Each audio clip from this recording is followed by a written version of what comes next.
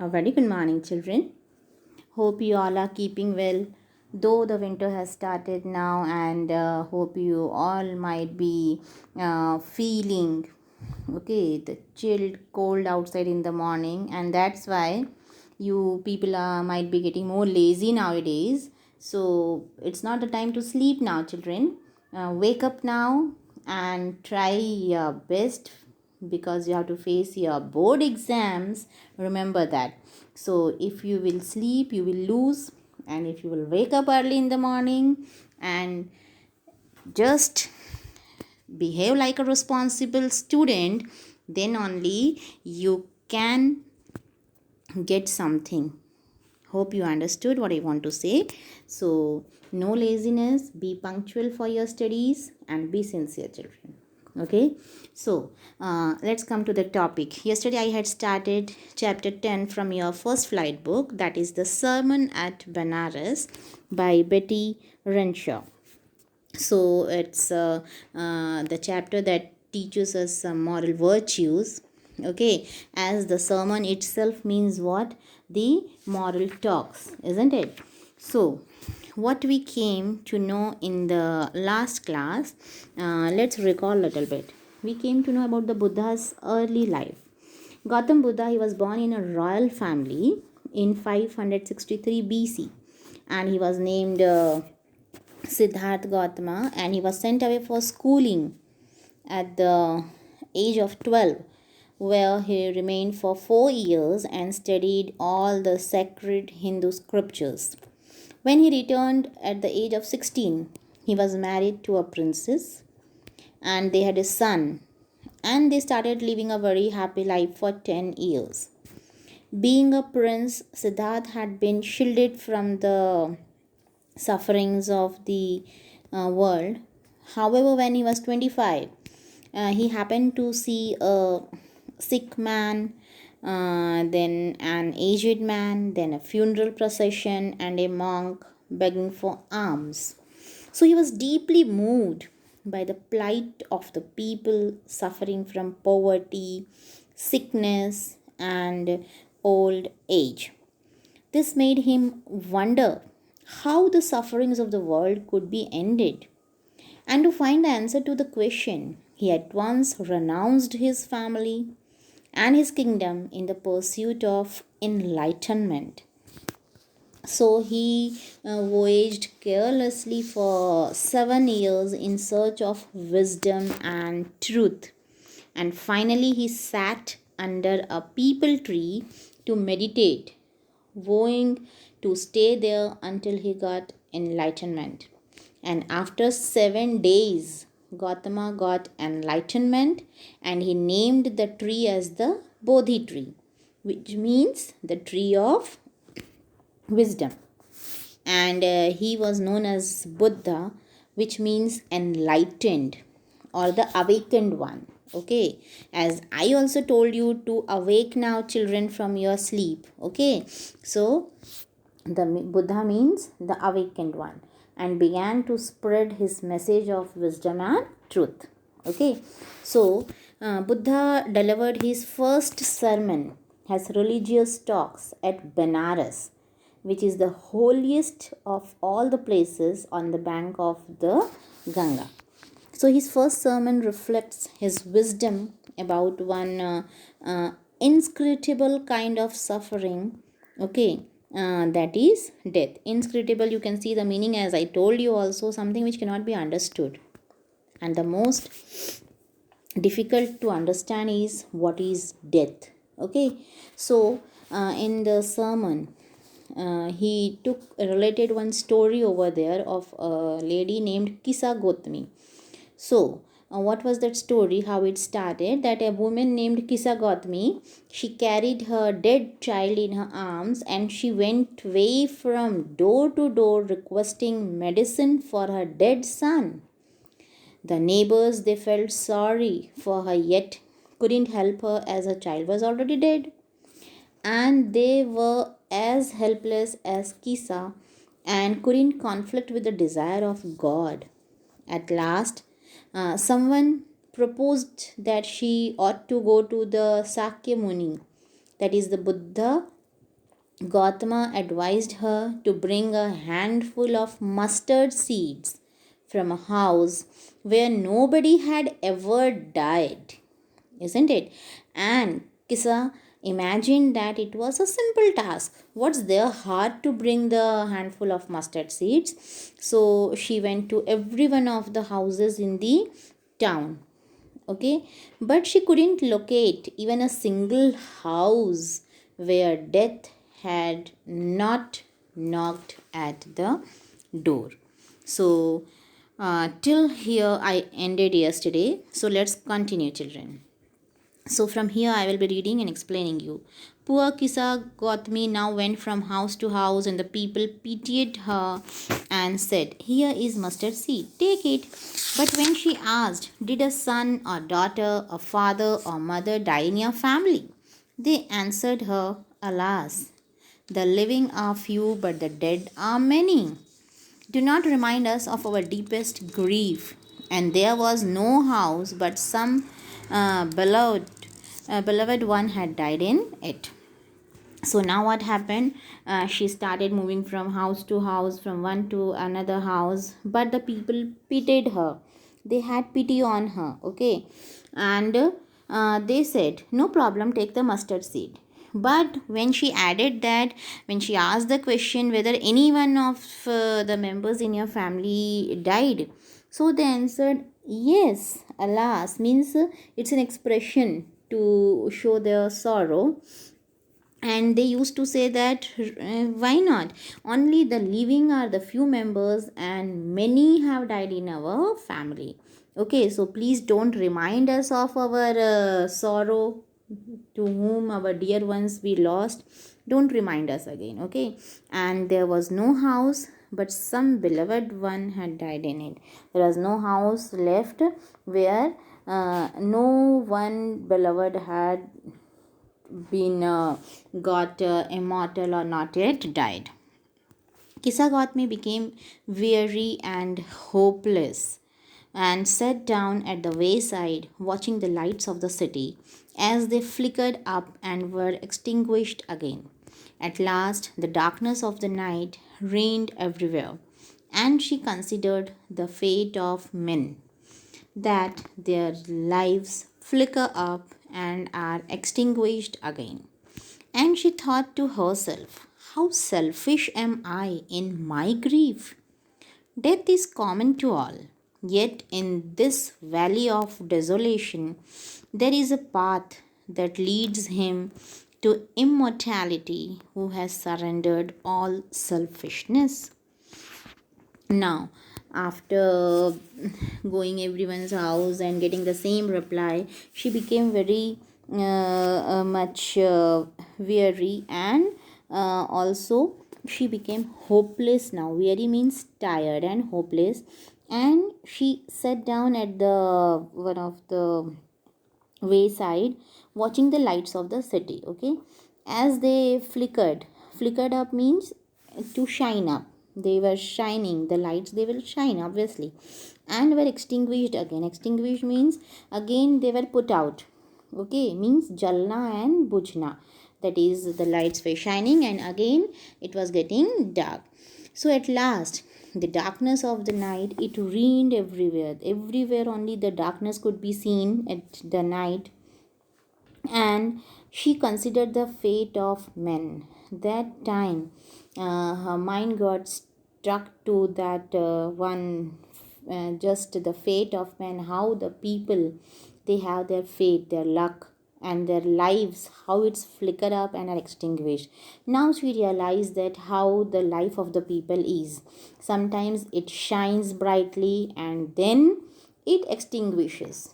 Okay, now, and she thought to herself, now she was thinking on herself, that how selfish she was getting at the death of her child, only child, how sorrowful she was getting, okay, because now she understood that death is common to all, okay. Yet in this valley of desolation, there is a path that leads. Valley of desolation means, uh, here it is considered as the area where there is deep sorrow everywhere, there is grief. Okay, so in this world where there is everywhere there is sorrow, the place is full of deep sorrow. Okay, so there is also one path, one way is there that leads the person to immortality. Immortality means deathlessness. Okay, means it doesn't causes death. Who has surrendered all selfishness, to who will become immortal, who will surrender, who will give up what? The selfishness, thinking of one's own self. Selfishness is what?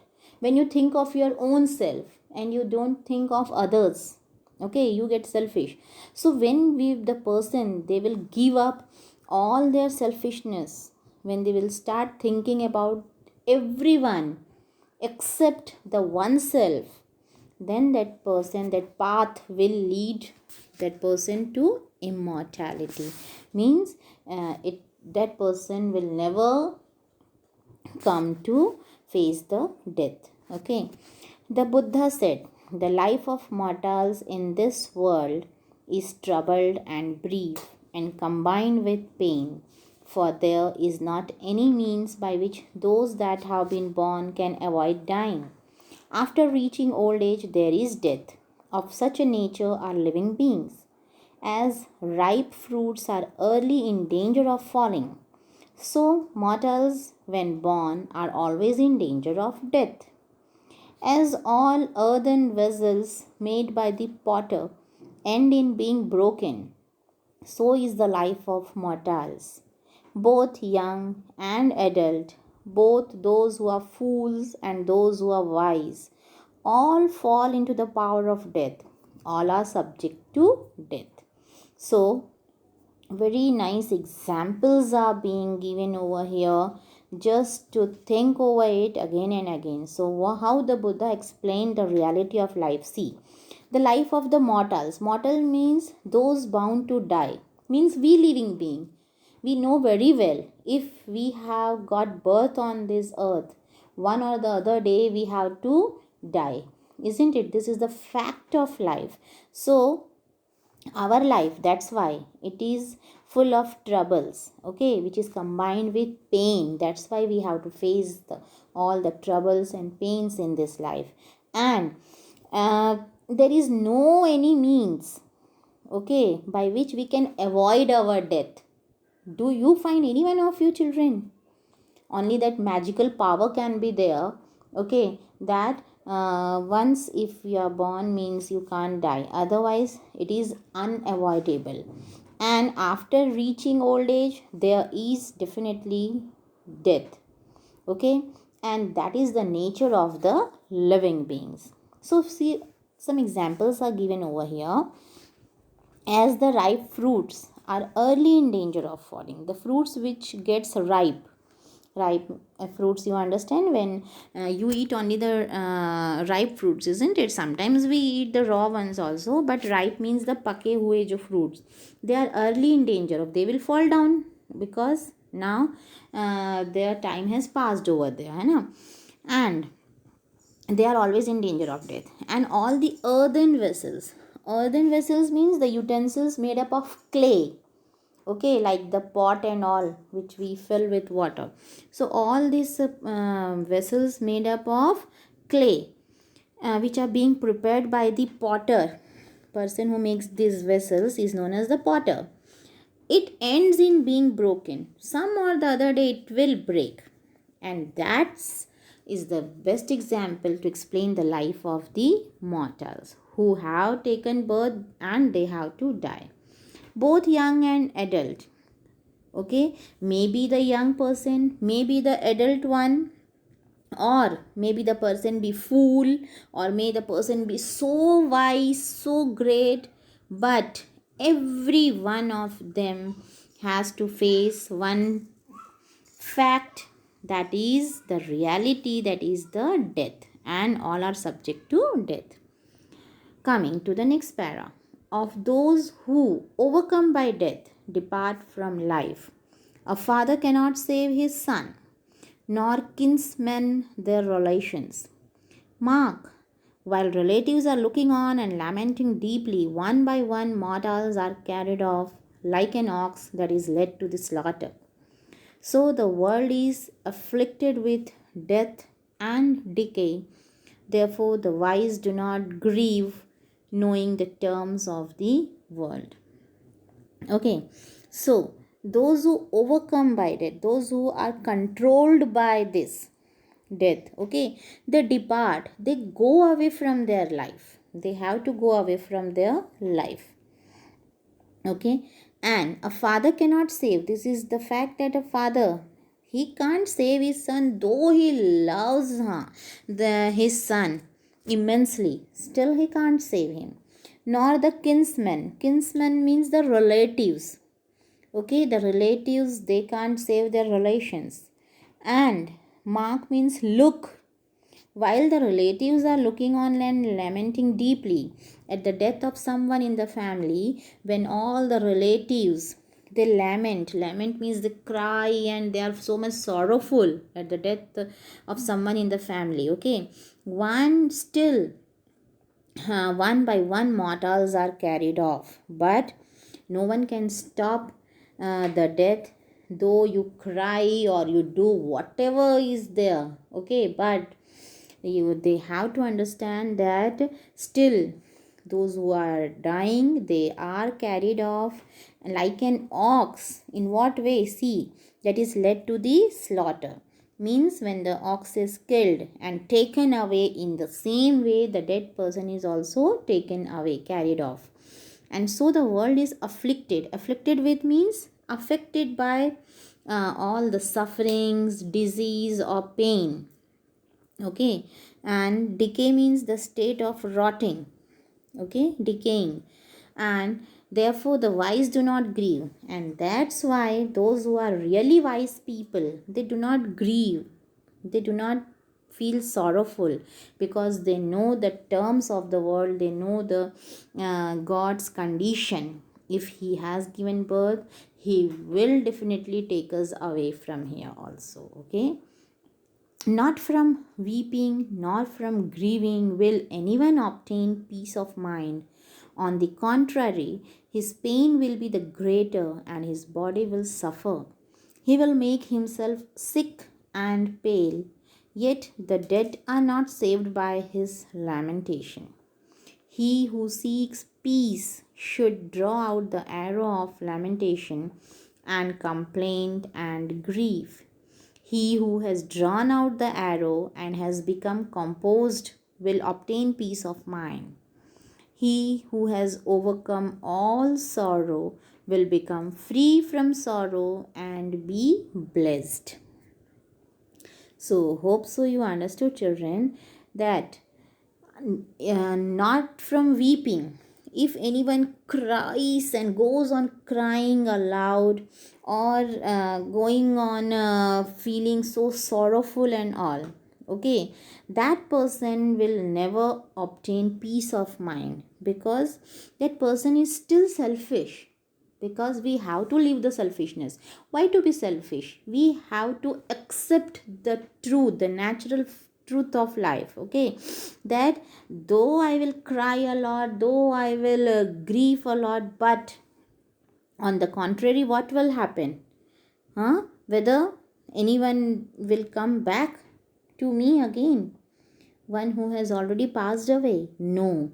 But on the other side, his pain will be the greater and his body only is going to suffer. That person only will be suffering. Okay, that person will fall sick and he will lose his own or her health. So he will himself make sick and pale. Pale means yellowish. Okay, and yet the dead are not saved by the lamentations even. So if you will express your sorrow, still you can't save the dead person. Okay, and he who seeks the peace should draw out the arrow of lamentation, means one who want to attain peace in life, who finds this peace, okay, they have to draw an arrow of lamentation, of sorrowness, means They don't have to cross that, they don't have to complain, they don't have to be sorrowful, they don't have to express their sorrows, and don't have to cry over these things to attain the peace. Okay, and he who has drawn out the arrow and has become composed with obtained peace of mind, the one who has taken away this arrow of all the grief and pain and all, okay, they will surely obtain the peace of mind. And he who has overcome all sorrow will become free from sorrow and be blessed. And one, when he will realize the fact that if I will cry, I'm not going to get anything, okay, and that's why I have to overcome all the sorrows. Sorrows are the part of our life. Okay, every now and then, if you don't get what you feel or you think, immediately you feel sorrowful. Okay, you get that oh, I'm not getting this, not getting that, means somewhere you are not controlling your mind. You have to control your own mind. We have to attain peace of mind, then only we can overcome all our pains and our sorrows. Okay, and then only we will be blessed, and God will surely bless us, and we can lead our life happily then. Okay, so these are the moral teachings by Gautam Buddha. Okay, so what is the theme, what we understood? Actually, it is the theme of grief over death. Every one of us knows that death is inevitable, means unavoidable. No medicine, no power in this mortal world can stop it. One who is born must come to end one day. And it is natural for humans to be aggrieved, to be sorrowful at the death of loved ones. Okay, and through the sermon Gautam Buddha, which he gave at Benares, he shows us the path. He says that the wise people, they do not grieve, as weeping does not bring peace to the mind. And a person's pain, it becomes greater by grieving and getting sorrowful. Okay, the body suffers a lot, and one who learns to control his sorrow, his grief, he or she only can attain the peace of mind. Okay, so the title is also very justified and apt one, which we learned from the life of Gautam Buddha. He was really a saint and gave us such a beautiful lesson of life. So here the lesson comes to an end, children. So enjoy your holidays, Deepavali holidays, but as I told you, along with enjoyment, you have to be responsible, you have to be sincere towards studies also, children. So wish you all a very, very happy and prosperous Diwali. Be safe and try to live your life happily and make your parents also happy. So goodbye, children, till the next class.